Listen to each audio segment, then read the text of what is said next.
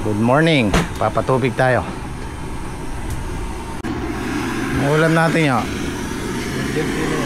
Argentina. Hindi, tanghalian. Sinantulang bangos.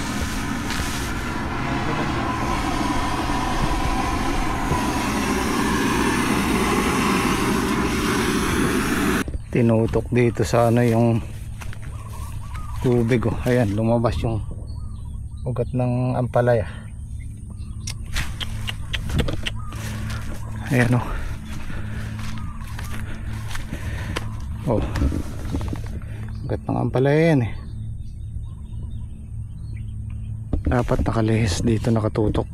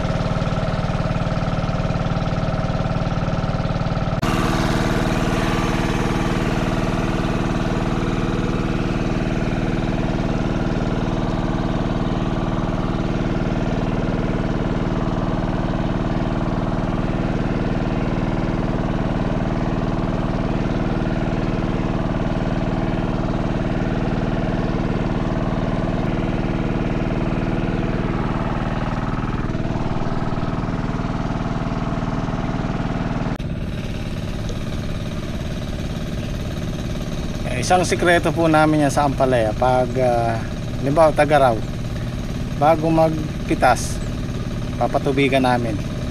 Halimbawa pitas namin bukas, papatubigan namin ngayon para gumanda yung gulay. Tapos maganda yung kilatis niya pag nakasipsip ng tubig. Tapos huhusto pa sa timbang.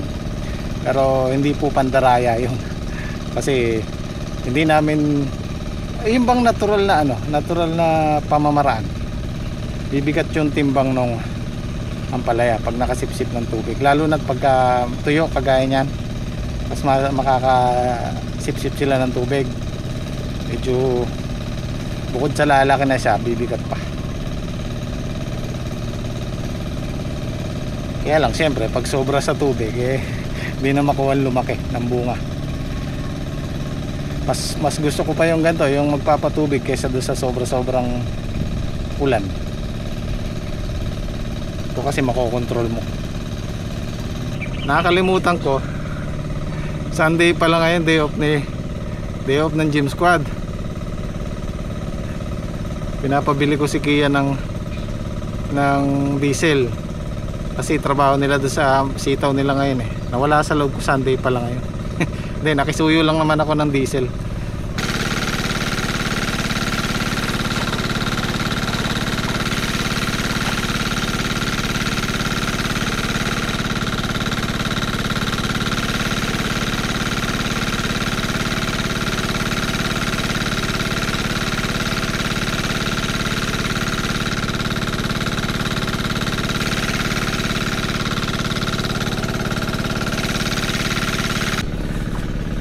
Magaan namang patubigan, tanaw-tanaw ka na lang.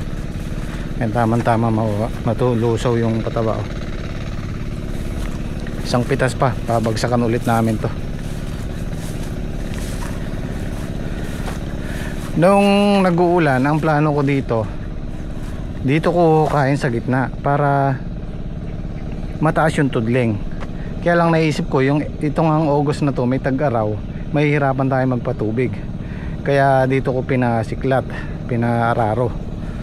So sa susunod siguro pagka maulan talaga, dito tayo maghuhukay sa gitna, tapos itatabo natin sa tudling, sa ugat ng ampalaya. Di baling magdilig na lang tayo para safe tayo sa tagulan. Kasi nga ito nga po yung sisingit tayo ng magandang presyo.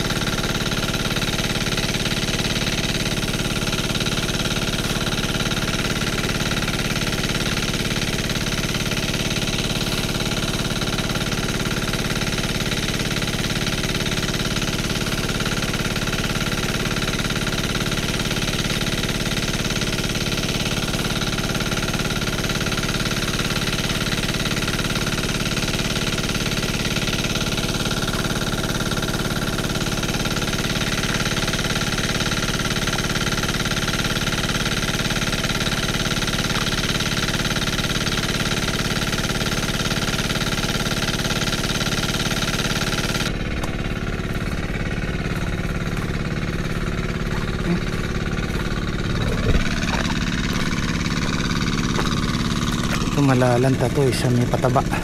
Ay, ba't nakapitas? Ano kaya to, nalaglag ng pusa. Sayang oh.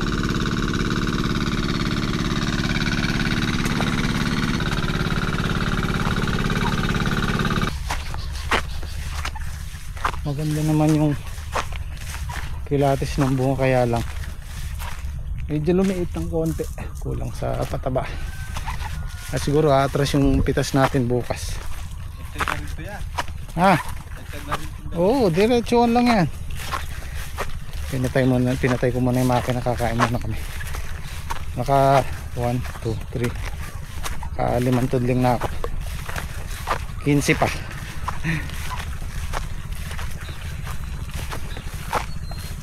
Ay, mga bunga niya umiksi, kaya isang pitas pa tatabaan ulit namin yan. Sumadsad na rin itong dalawa. Sasadsad yan, basta pagdating dyan sa ano, higit sa kalahati, patayin mo na. Yan sa inyo, tulungan niya ako magpatubig mamaya. So ngayon nila itutuloy yung pag-grass cutter dito. Yan, malinis na yung gilid. Hanggang mamayang hapon mayayari ito.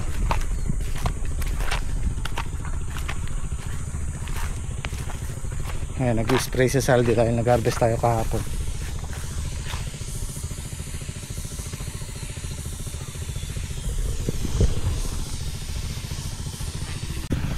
Dapat kumain muna tayo. Kumain muna tayo, pre. Patayin mo muna.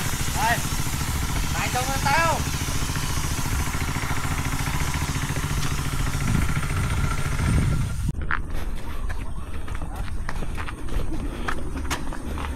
Naku, nasunog yung kanin, oh. Amoy sunog. Oh, kain tayo. Maraming murong. Magkasa na lang, anak. Eh, paano tatagayan? Dapat nagtira ka ng tagayan. Meron dyan isa. Sakit nga ta sa ano. Dili na. Kamahal na pala ng ganyan. Bumili- Tampaw lang. Bumili ko ng tasa pang kape. Pero plato. Ayan, may sticker pa, oh. Nahugasan ba ito niya? Ano yan, binabad kong ano, mainit. 22 isa niyan. Dati tampaw lang yung kamahal na. Binabad ko sa mainit. Papsigan ko ba suma? Ha? Kala ko di ka kakain. Kakain ako pari. Ito. Nag-aaya kayo. Lamang. Maalat yung asin. Kaya mo na rin. May sibisal, di maalat din pati si.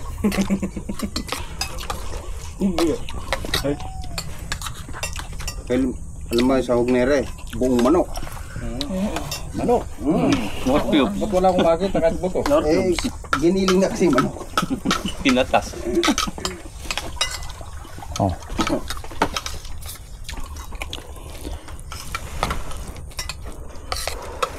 Hinihintay mo yung partner mo na. Hindi. Sinabi ko lang si kuya. Mamaya pa yung kunuhay tambuso na laglag. Naapakan mo ata. Hindi ko naman napakan niya. Kung nga, bitak mo talaga. Ngayong anak nga po pala ni Daki, nag-aaral yan. Wala lang pasok nung Friday. Kaya Friday, Saturday, Sunday nandito siya. Bukas papasok ka na, no?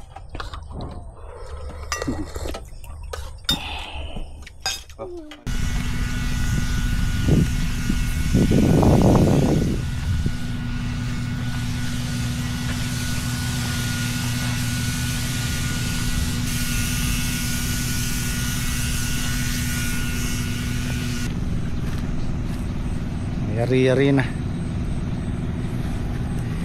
So explain ko lang po kung bakit ayaw ko nagbabanggit ng presyo ng ampalaya, ng gulay na kami. Kasi hindi lang po ito para sa amin, para sa mga kapwa namin nagtatanim, kapwa ako na mumuhunan. Kasi nagkakaroon ng ano ng alam niyo na, hindi ko alam kung anong tamang term nun. Kumbaga nare-reveal mo yung secret. Example ko lang, meron akong dalawang buyer. Ang dalawang buyer ko na yan magkaiba ng presyo. Isang divisoria, isang local. Ibig sabihin dito lang sa palengke. Kung minsan kung minsan mataas dun sa isa, mababa dun sa isa. So kung minsan baligtad naman. So ganun po 'yon. Ito po yung ano diyan. Ayokong nangyayari kasi kung halimbawa sa isang buyer ko 100 per kilo ng ampalaya, mabalitaan ng isang buyer halimbawa 80 sa kanya, 100 doon sa isa, mabalitaan ng isang buyer, uy 80 lang pala doon, pwede kong babaan ng 20 pesos per kilo. So yun po yung reason ko kung bakit di ako nagbabanggit ng presyo, diba? Kumbaga secret na lang natin yan. Kung sa palengke yun, pwede tayong tanong ng asking price o yung presyo ng mga gulay. Pero dito sa gulayan mismo, kasi kung may lalapit na buyer, ayokong bigyan sila ng idea na pwede pala nilang babaan. Yung tamang presyo lang okay na. Pero pagka nabalitaan nilang, uy mababa pala dun, pwede akong pumarehas o babaan ko ng 5 piso. Guys, ulitin ko, yung 5 piso sa amin napakalaking pera na para sa amin. Kung nakakalimandang kilo ko sa isang pitas, 5,000 pesos na po yun. What more pa kung 10 piso ang diferensya. So sana maintindihan nyo. Kaya kasi merong nagko-comment sa akin, bakit daw ayaw ko nagbabanggit ng presyo. So yun po yung dahilan ko. Hindi lang para sa amin, kundi para sa kapwa nating farmer o namumuhunan.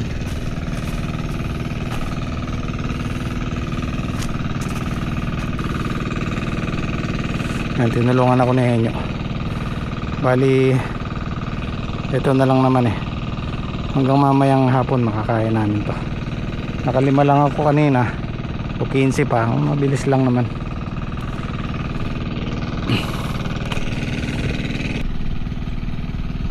Before lunch meron nang matitira dito, siguro mga 5 tudling lang o 7, kayang kaya na yun mamayang hapon. Tayo. Kami ang Gym Squad, pamilya sa diwa, sa hirap o ginhawa, kami magkasama.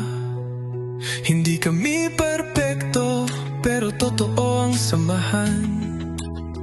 Gym Squad sa puso habang buhay man. 3:45 alas 4, mababangon lang namin.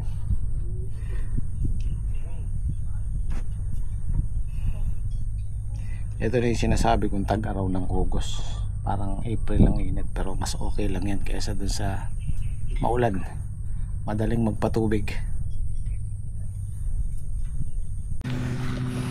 Patapos na, ito na lang dulo, malinis na. Palagay ko itong kay Saldi na to bukas or sa Makalawa patubigin na rin.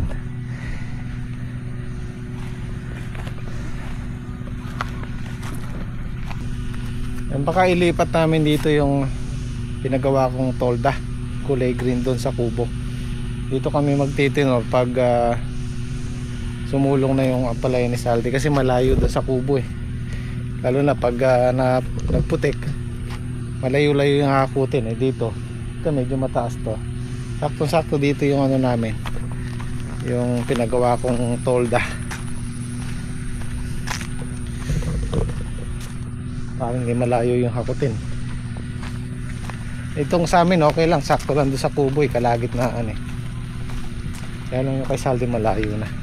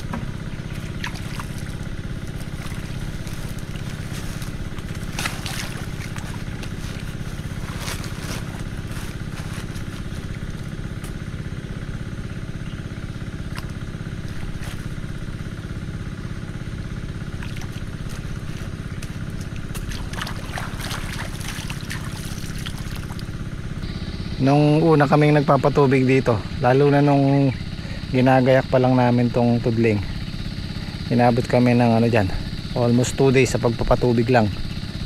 Ngayon maghapon kaya na isang araw dahil may daan na yung tubig. Yun lang naman ang mahirap dun pagka umpisa, kailangan gumawa ng daan ng tubig. So yan, madali na, maghapon kayang kaya. Ano pa kami bumangon nun? 3:30, mag-alas 4.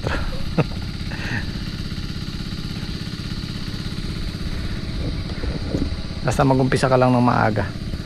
Kailangan bago mag-alas 7, bukas na yung makina. Kayang kaya. So, ito na lang, 2 tudling na lang itong pidiligan namin ninyo.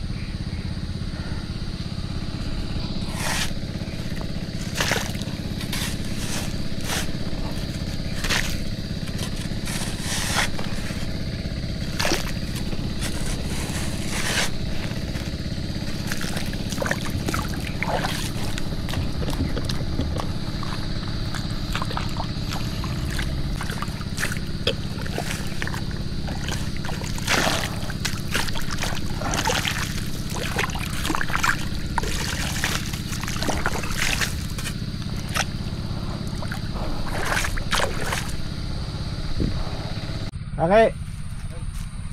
Tumubo na. Tanim sila nung makalawad dito. Tingnan natin kung tumubo na. Ay.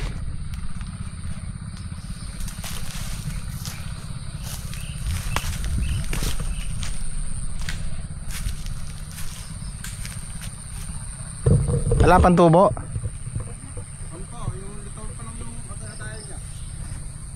Hanggang 3 days. Marang tuyo na.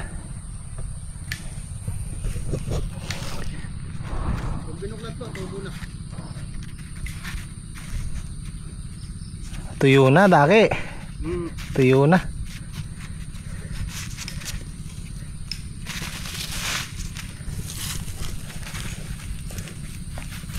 Oh, tuyo.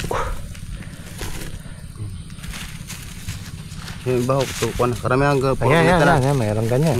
Karamihan po yung ganyan. Palagay ko magdidilig ka bukas. Huwag mo nang kalkalin. Kailangan Uling magdilig. tanim po kasi ito nung hapon. Ayan, umaano na. Pumuputok na. Pero bukas ng hapon tuyo na yan. Kaya nga po. Diligin na nga po. Diligin na yan. Gamitin mo na lang yung power spray para mabilis. Yan, labas na yung niya. Ngayon langgam ako. Yung langgam na po dito. Nakain kasi ng langgam yan. Dapat may pure na. Karamihan po ko na. Ito na. Oo, yung basang ganito okay pa. Pero titingnan mo rin baka ito in-spray na lang namin ng herbicide. Ito kahapon lang to, di ba? O kamakalawa. Dalawa po. Yan, ninilaw na. Hindi na kaya ng grass cutter na pabayaan sobrang kapal na Oo, piligan mo bukas. Hanggat maaari kasi ayokong pinapagamit sa kanila yung yung grass cutter na may talim, napakadelikado. Lalo na pag mga kapal na ganyan. Ay.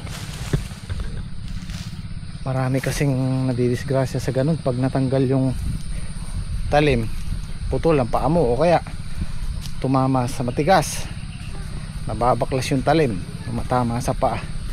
Sabi ko wag nyong ito kasi napabayaan nung 2 weeks na ulan, hindi namin naasikaso. Dito tayo nakapokus sa ampalaya. Sabi ko wag nyong masyadong pakakapalin yung damo. Tansi, safe yan kahit ibirit mo yung grass cutter pwede.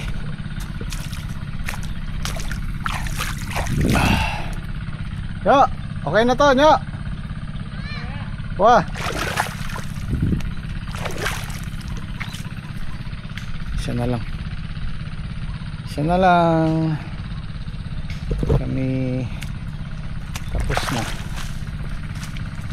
yung dulo. Merong hindi abot yung pataba oh. Merong mataas. Kama sa sabuyan.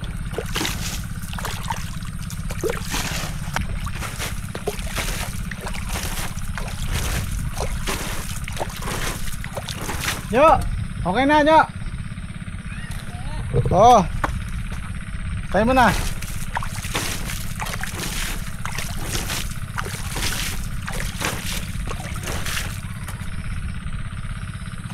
Okay. Tapos na tayo. Ay. What a day. Biligin yung mga bagong tanim ni Dake. Baka hindi tumubo pag nabitin sa sa tubig. Tinapansin ko kanina. So kailangan diligan bukas.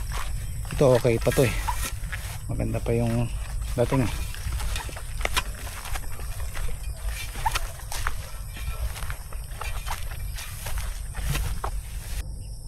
Bilis nila. May na. Talbos na oh. Kakapit na yan sa tali. Buti naagapan nila yung kulay blue na to. Bilis lang yan. Isang buwan o 40 days. Makawala pong 40 days. Harvest ka dyan. Kung walang bagyo. Naalala ko nung nagkatrabaho ko sa Cavite. Meron kaming, bukod sa line leader, meron pang supervisor. Yung line leader namin, masipag siya, sobrang sipag. So tumutulong siya sa production. Pagkulang kami sa oras, meron kaming quota eh. Pag di namin nahabol yung quota, tumutulong siya sa production. Pinagagalitan siya ng supervisor tsaka ng manager. Kasi ngayon ko lang naisip, kasi halimbawa line leader ka o supervisor ka, tumulong ka sa production, hindi mo mamomonitor yung mga kasamang mga tao na kapag merong reject, merong mali, dadami. Hindi mo makokontrol kesa dun sa yung line leader or supervisor nakatayo lang nagmo-monitor, meron mang reject mapipigilan. Kasi noon naranasan ko isang buong araw namin na production reject dahil yung line leader namin tumulong siya sa paggawa ng production. Ayun, isang araw na production reject. Nakakaawa yung line leader namin doon na si Bak. Hindi ko alam kung di pa yata binigay yung huling sweldo. Ngayon ko lang naisip, kaya kailangan sa trabaho merong magmo-monitor talaga para mapigilan. Hindi naman natin mape-perfect yung trabaho eh, para kung sakaling may mali mapipigilan, maagapan. So bukas naman po ulit, abangan nyo po yung pitas natin. Sana kumatras man yung harvest hindi ganun kalaki. Kita kits, maraming salamat sa chat. Sino ang paborito mong content creator? Guys, yung like nyo po, pag like nyo po sa video tsaka yung pag comment, malaking tulong sa amin, lalo na sa akin. Yan, maraming salamat po in advance.